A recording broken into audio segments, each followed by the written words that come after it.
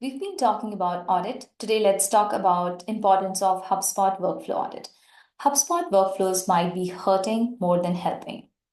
The workflows are a backbone of automation in HubSpot. They help you streamline processes, improve efficiencies across processes, and they also ensure there's a smooth handoff between teams from sales to marketing, marketing to success, customer success team.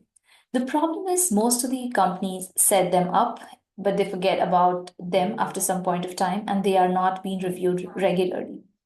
So, as a result of that, things start to fall apart. Lead scoring workflows overriding each other, automation conflicts causing duplicate outreach, lifecycle stages shifting unpredictably, old workflows running in the background, they are unchecked.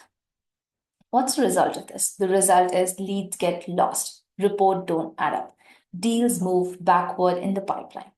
What's the fix?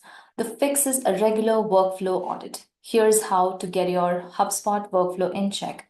Document all the active or the turn on workflows in one place. Then try to review each one's actual impact. What is it doing? Why it was created for? Map dependencies to identify if there's a conflict, if there's any redundancies between these workflows. Then try to clean up the outdated conflicting automations.